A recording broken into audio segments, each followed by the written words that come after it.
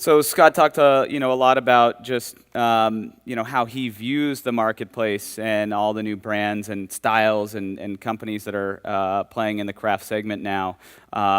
We have an opportunity to actually put some numbers and some data to some of the topics that we were just discussing. So that's why we've invited Dan Wandel from IRI Worldwide. He's the numbers master, and he's actually gone through a lot of his data to pick out some pretty interesting stuff to kind of put things into context and really help better understand all these new craft brands that are out there. So Dan, come on up. Big round of applause for Dan. Here's your clicker. Awesome. Thanks, Chris. Good morning, everyone. It's a privilege to be here. Thanks again to Chris and the Brewbound folks for the opportunity to speak with you guys today. Chris, how am I working this one? Is it just, there we go. So I've been with IRI for 20 years, and I've had really the privilege of spending all but the first 6 months of my career at IRI working with beverage alcohol clients. And what a great industry to work with. You will not find a more passionate group of CPG people in the industry. And of course, the industry has changed dramatically over that time. I've spent the first 8 years of my career working on the Anheuser-Busch account in various roles with their distributors, with their sales force, with their executives.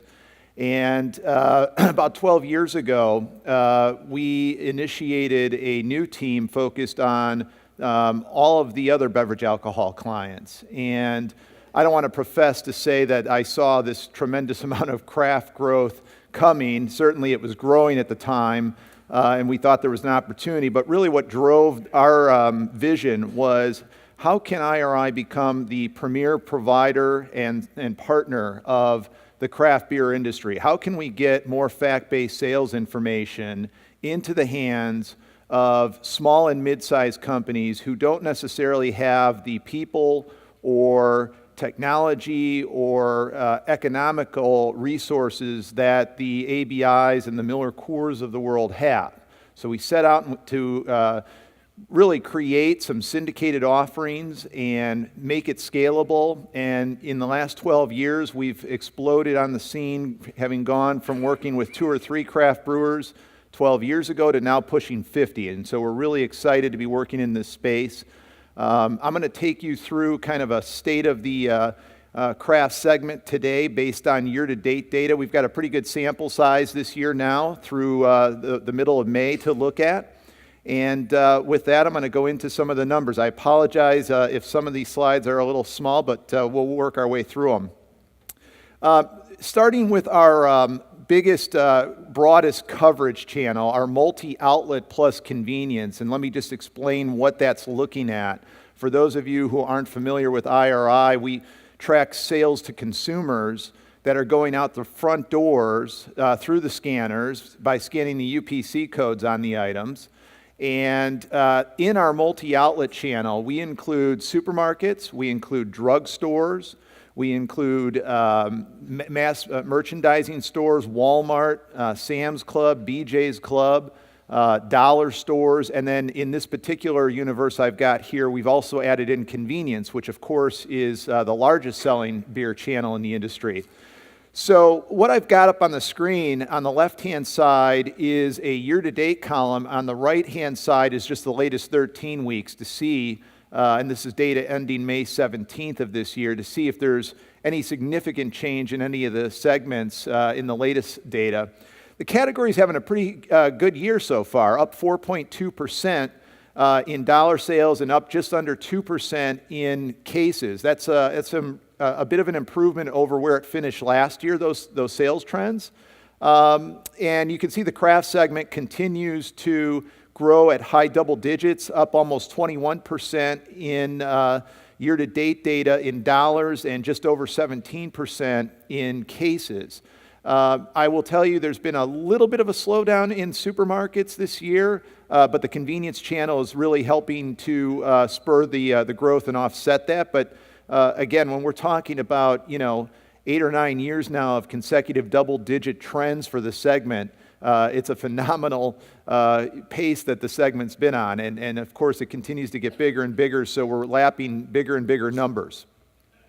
A couple other things I'd point out. The import segment, based on the strength of Mexican imports, primarily has really surged this year to double-digit increases, up over almost 10.5%.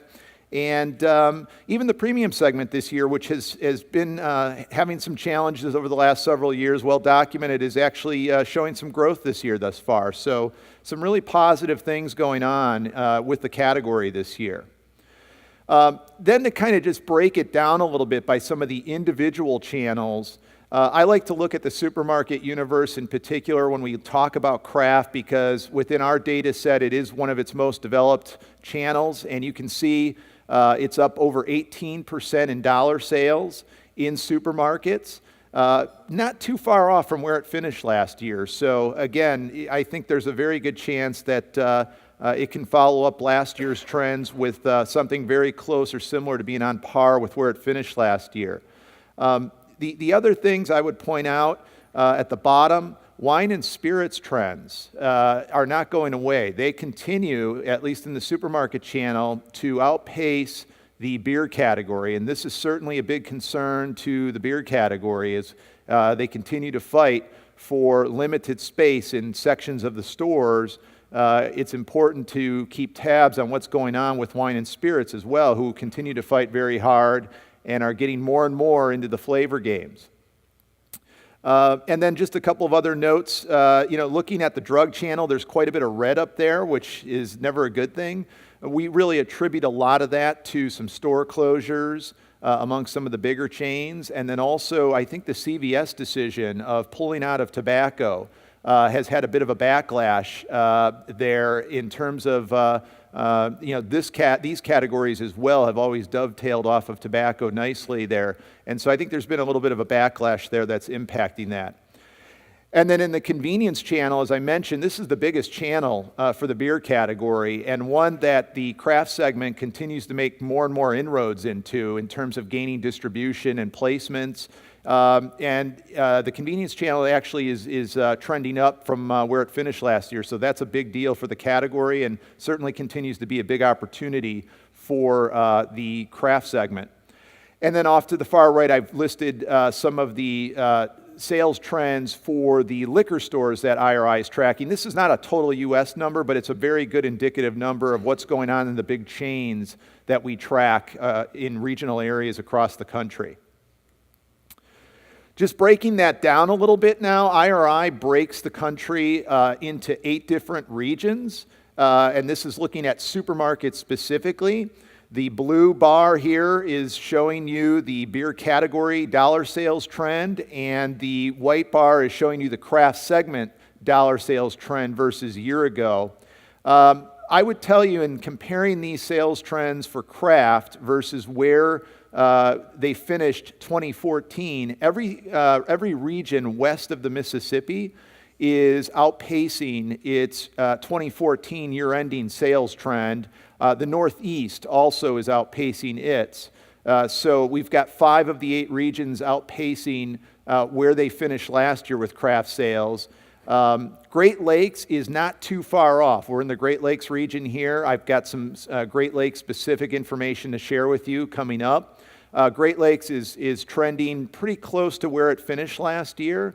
I looked at the actual sales growth across these regions for dollars, and Great Lakes was actually number 2 so far this year in dollar sales growth for the craft segment versus a year ago, up about $16.5 million, versus California was number 1 in growth, up about $18 million.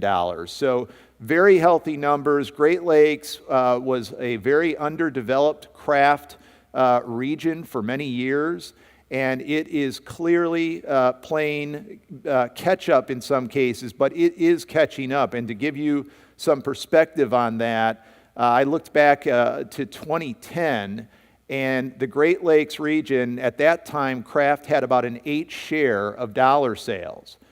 Fast forward to year to date today in May of this year, and it's now at an 18 share. So it has really picked up a lot of steam to the tune of 10 share points.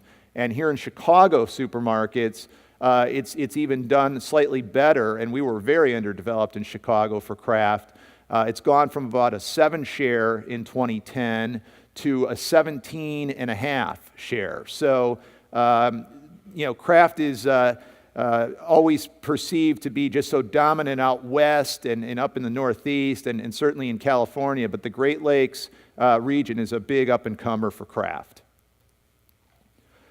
Another metric I like to look at is just the overall sales growth across all of the key beverage alcohol segments, not just within beer. And for the last couple of years now, the craft segment has continued to be the #1 growth segment, not just in beer, but in all of beverage alcohol. And it's doing so again this year, although we're seeing some solid growth this year from table wine, particularly the $11 to $15 wines. And you can see there's quite a few wine segments listed on this chart. Wine's having a very solid year thus far. I've talked about imports. I've talked about super premium beers. Cider is also, of course, been well documented, the growth that it's going through. And, I've heard a lot of talk of late about, cider's slowing tremendously now. It's really slowing down. And, well, yeah, I don't think it was going to ever grow at, triple digits for that prolonged of a period. But, don't make any mistakes. This is a segment that's really starting to settle into where I think it's going to, establish its niche. Probably will get to a 3 share. And I think it's... remarkable what this segment's done over the last couple of years. It's been growing for the last 15 years, but always on a small base. But now we've seen a lot of the larger players like Boston Beer, Miller Coors, ABI, and Heineken get into the segment, and there's a lot of investment going into it. So it's going to continue to grow. And then whiskey, of course. From the spirit side, whiskey is just really going through a renaissance period. And it's not just the traditional whiskeys, which are certainly continuing to sell quite well, but it's also seen an explosion of flavored whiskeys enter the market, from Fireball to the newest being Crown Royal's Apple, the flavor offerings from Jack Daniel's, Jim Beam, etc. So we're seeing tremendous growth in whiskey as well. This is a slide that I just want to take a minute. Again, this really speaks to the health of the craft beer segment in my mind. And let me just explain what we're looking at here, because it's not point of sale scan data. This is actually household panel data. IRI tracks 100,000 households. 55,000 of those are static. And we're able to see everything the consumers purchase. They're scanning all those purchases. And what that enables us to do is to tie it back to the scan data. And we can do neat analyses like trial and repeat, or brand switching, or source of volume. And here we're looking at an analysis across the beverage alcohol categories and segments in this case, looking at new, lost, and retained buyers.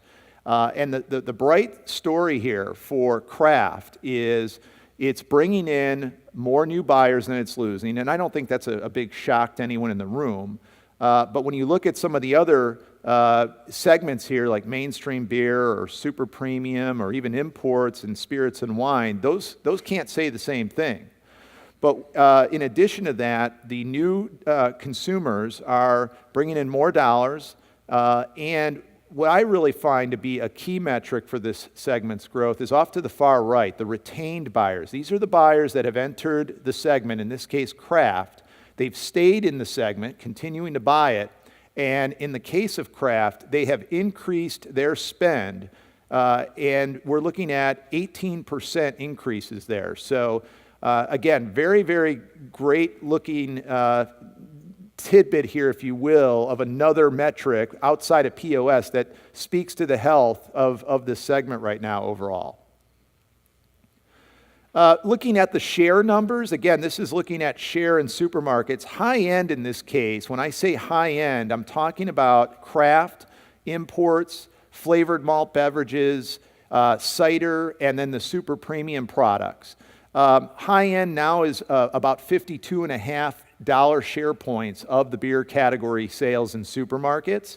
You can see at the bottom in the yellow there, the craft segment since 2011 has gained nearly 6 share points. Again, continuing to really develop, and it would not surprise me at all if we were to see the craft segment surge past a 17 share and probably get to close to a 17.5 share by the end of this year, potentially. Some other things that I noticed in the year-to-date data, looking at it for share, I thought it was a bit interesting to see that, no surprise, the premium segment has lost another share point, but there was a bit of a super premium slowdown where the last 2 years that segment had been gaining share. It's lost a little bit of share so far this year. It's still early, but that was of interest. And the import segment, after several years of declines, is actually up quite a bit, over a half a share point thus far this year. Here we're taking a look at the top 15 craft beer brewers, or vendors as we call them, in our database. And again, this came up earlier in the previous session here, talking a little bit about the long tail. And what strikes me on this slide is, you see some tremendous growth numbers for Sierra Nevada, up almost 27%. Lagunitas continues to just kill it, up almost 49%. Stone up 41%. Sweetwater up almost 29%. But combined, the top 15 craft vendors have lost 4 share points this year within the craft segment. And that tells us that there's a lot faster growth occurring below these top 15. Now, some of them are on the heels of cracking the top 15. I think when you get to number 16 and 17, you're talking about Ballast Point and Founders. Would not surprise me to see those guys cracking this top 15 list at their current pace. Firestone Walker up over 50%. Just made the list this year now and entered the top 15. Oscar Blues within the top 25 is growing its share and growing at high double digits. So there's a lot of growth going on after these top 15, and we'll talk about that in a moment. And then just because we're here in the Midwest, Great Lakes region, I thought it'd be interesting to just kind of take a look at how does that top 15 list compare for the Great Lakes region.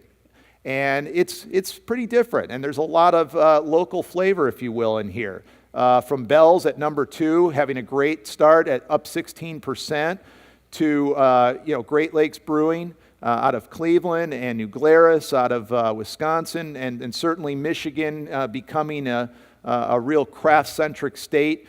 We've got Founders in there, we've got Shorts and New Holland, and then of course here in Chicago you've got Revolution, which is up almost 90%. So, and CBA up 20% here in Great Lakes. So a little different look of the top 15 when you get down to the Great Lakes region. So I talked about the long tail a little bit, and this is interesting. We took a look at total U.S., and I've also got this for Great Lakes we'll touch on. We broke this, all of the craft brewers, which there's about 803 right now in our selling in supermarkets.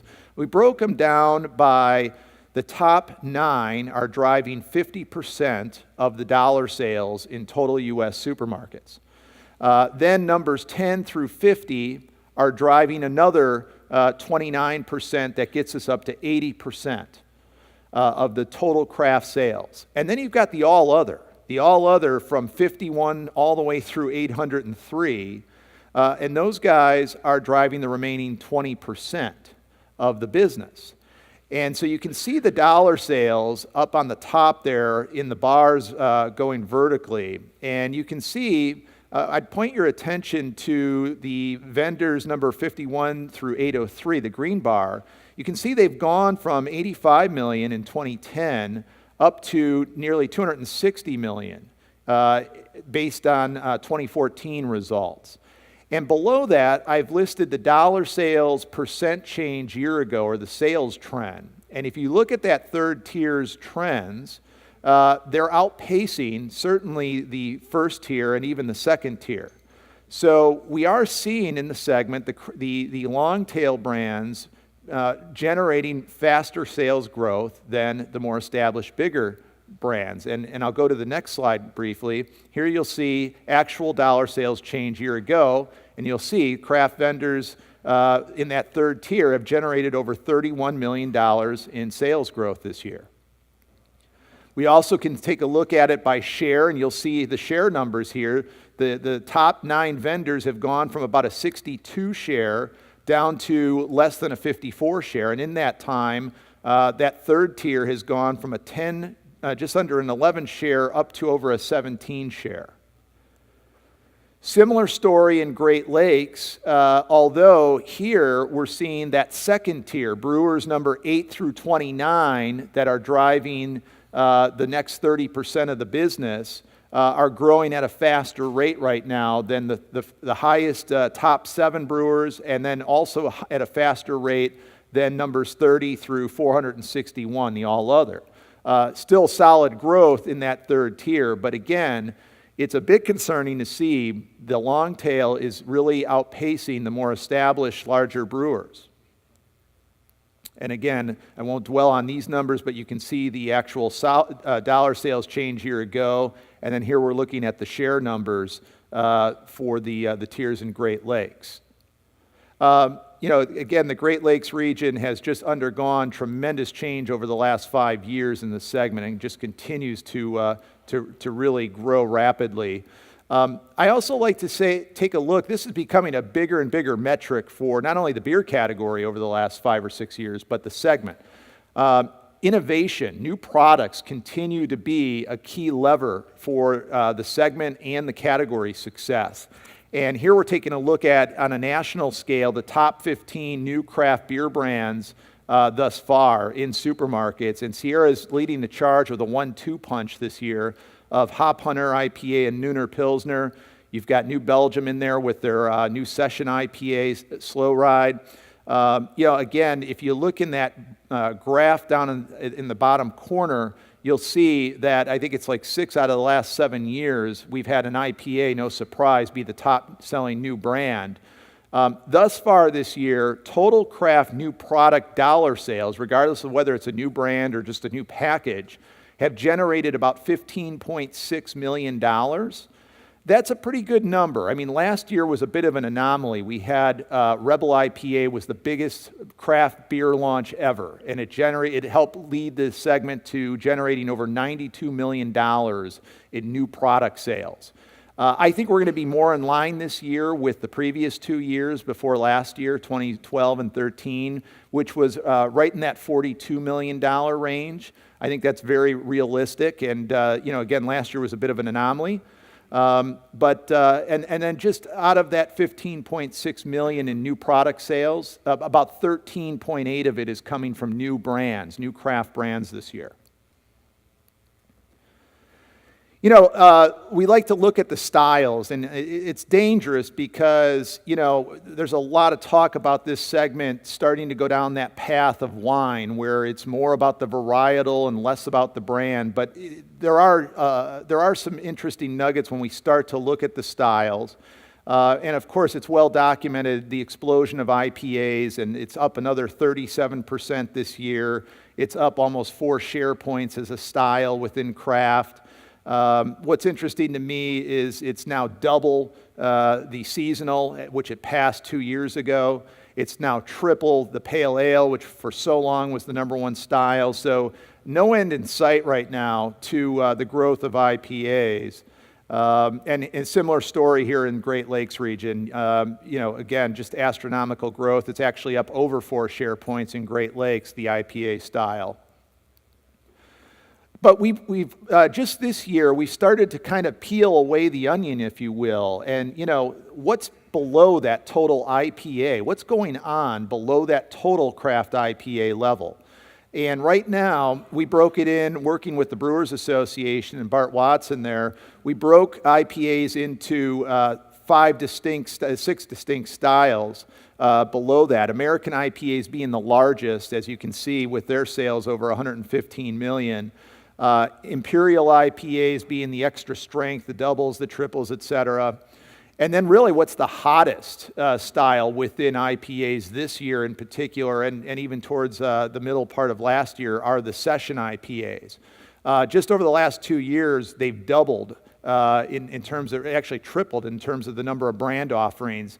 And it's interesting to see the session IPAs, the lighter, IPAs, not those 8, 9%, 10% bold, hoppy beers, are actually taking away share, almost 4 share points within craft IPA from and I would have thought most of it would be coming from the American IPAs because that's the largest, but it's actually coming out of the Imperial IPAs the most. It's taken 2.5 share points from Imperial. So that was something interesting that we noticed when we broke it down below the total IPA level. And again, this kind of speaks to just the astronomical rise of sheer IPA offerings. We're now up to almost 900 IPAs selling in supermarkets. It would not surprise me to see that number go to 1,000 by some point in early 2016. Sessions, as I mentioned, just since last year alone, 15 new sessions already in the marketplace. It's tripled over the last 2 years in terms of the number of brands. Will we continue to see a proliferation of other distinct styles emerging within IPA? How much can IPA sustain this growth? And what happens to the brand equity? I'm very concerned about brand equity. We looked at the numbers within the top 100 craft vendors. The average number of IPAs being tracked in our data by the top 100 craft vendors is now 3.1. Can brand equity survive that? Can it thrive? It may surprise folks in this room, but Anheuser-Busch actually has the highest number of IPAs now as a result of their acquisition. Selling in our data, they are up to 10 IPAs when you add in Goose Island, Blue Point, Elysian, 10 Barrel, and I'm not even including Shock Top in there. And then this was another look that we took a look at here. The top 100 craft IPA, or the top 10 craft IPA brewers. We really hadn't done an analysis at the vendor level, looking at, from our data, hey, who's got the most at stake here in this IPA segment? And this will give you a sense as to who those are. Again, really big growth coming from almost all of these guys. And I've talked about the average number now up to 3.1 in terms of it being carried. And so that was actually the end of the content for today. I just wanted to give some general sense as to what's going on in the overall national scene in the segment, but also touch a little bit on what's going on here in the Great Lakes region. I will also tell you in the Chicago market, it's been fascinating to watch the race for the top IPA brand. Revolution's, Anti-Hero, and Lagunitas have been duking it out really head-to-head over the last 2 years. Right now, Revolution's emerged as the top seller, but it's a neck-and-neck race, and we continue to see all sorts of neat little things like that going on in the data. And with that, turn it back over. Yeah. Thank you, Dan. Round of applause for Dan. Thank you.